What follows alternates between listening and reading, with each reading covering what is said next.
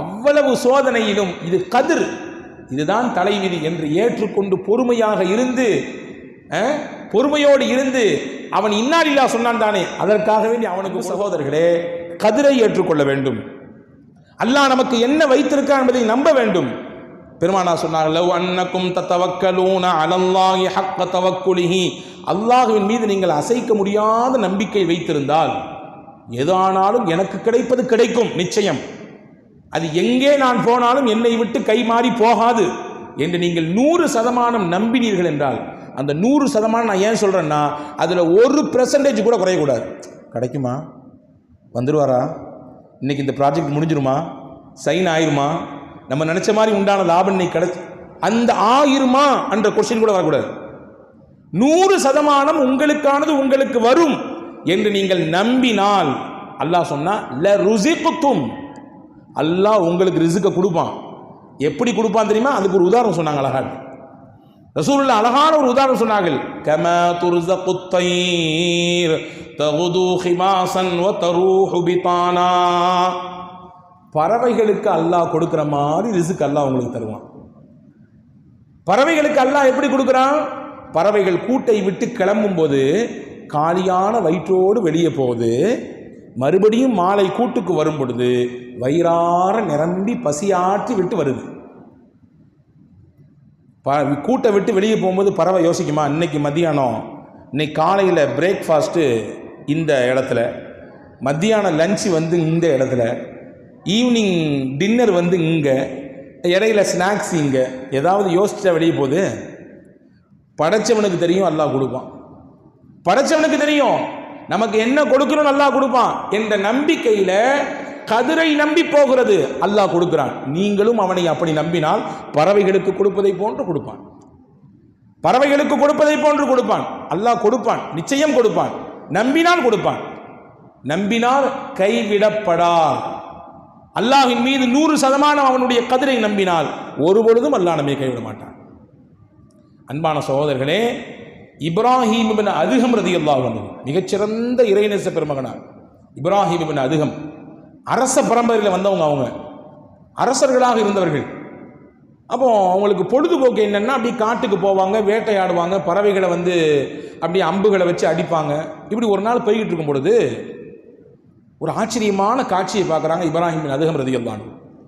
காட்டில் போயிட்டு இருக்கும்போது காட்டினுடைய மையப்பகுதியிலே கை கால் கெட்டப்பட்ட ஒரு மனிதர் அப்படி கிடக்கிறார். கையும் கெட்டப்பட்டிருக்கு, காலும் கெட்டப்பட்டிருக்கு. இவங்க பார்த்த உடனே கொஞ்சம் யோசிக்கிறாங்க, ஒரு இடத்துல நின்றுறாங்க. கை கால் கட்டப்பட்ட மனிதரிடத்திலே திடீரென்று எங்கிருந்தோ ஒரு பறவை வந்தது.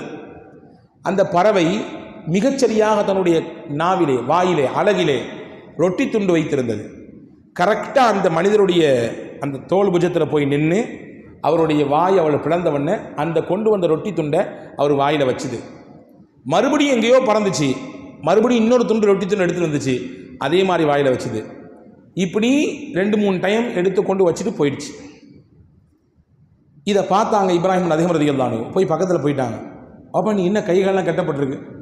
அவர் சொன்னார், நான் ஒரு பெரிய வியாபாரி, வியாபாரத்தெல்லாம் முடிச்சுட்டு சரக்கெல்லாம் எடுத்துகிட்டு வழியில் வந்துட்டு இருக்கும் பொழுது நாங்கள் ஒரு டீமாக குழுவாக வந்தோம்.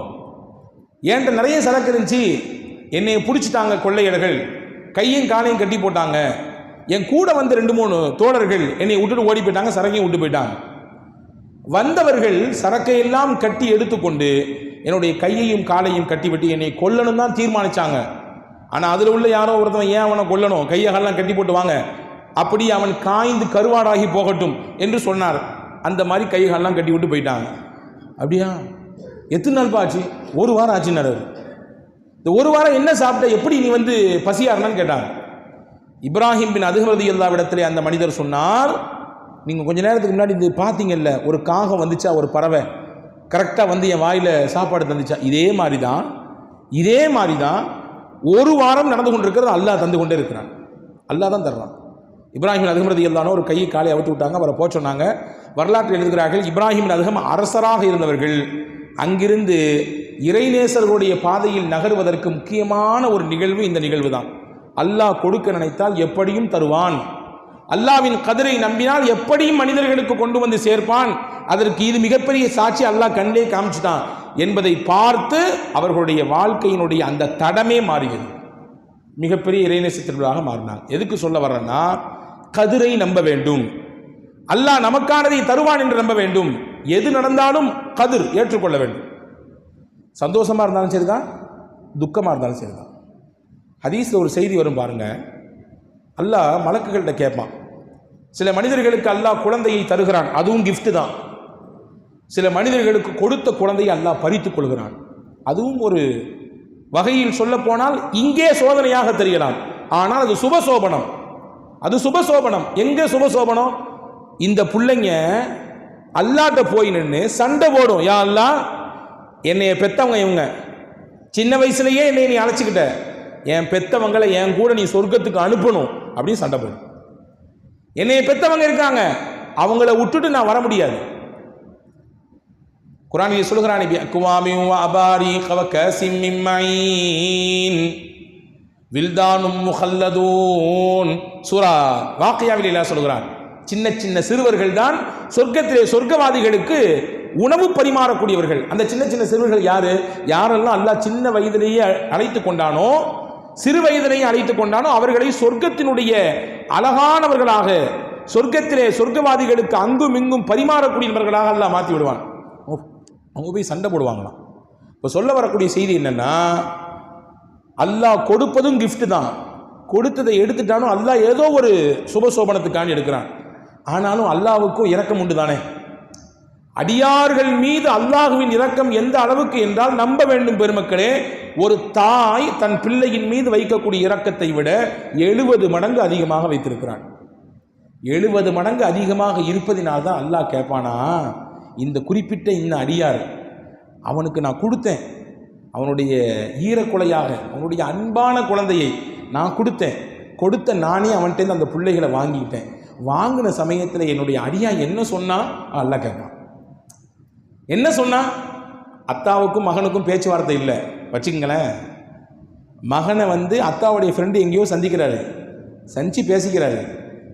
சந்திச்ச நண்பர் அத்தாட்ட சொல்றாரு, இப்போ அவன் பிள்ளையை பார்த்தோமா அந்த ஊர்ல, பேச்சுவார்த்தை இல்லை தான், இருந்தாலும் தாய் அந்த தந்தை என்ற மனதல்லவா, என் பிள்ளை என்ன சொன்னா, நல்லா இருக்காரா, எப்படி இருக்காரு, நிச்சயம் இருக்கும். அல்லாஹ் கேட்பான். அப்படி அவனுக்கு ஒரு சோதனை தான். என்ன சொன்னான் அந்த நேரத்தில்? அவன் என்ன சொன்னான்? மலக்குகள் சொன்னார்கள், யா அல்லாஹ், இன்னா லில்லாஹி வ இன்னா இலைஹி ராஜிஊன் என்று சொன்னான். உன்னை புகழ்ந்தான், கொடுத்தவன் அவன், அல்லாஹ்வுடைய முடிவு அவனை எடுத்துக்கொண்டான் என்று அவன் சொன்னான். அப்படியா சொன்னான்? அவ்வளவு சோதனையிலையும் அவ்வளவு கஷ்டத்திலையும் அவ்வளவு இழப்பையும் தாங்கி கொண்டு மனசுல போட்டு புதைச்சி வச்சுக்கிட்டு என்னைய புகழ்ந்து இன்னா லில்லாஹ் சொன்னானா? இன்னா லில்லாஹி வ இன்னா இலைஹி ராஜிஊன் சொன்னானா?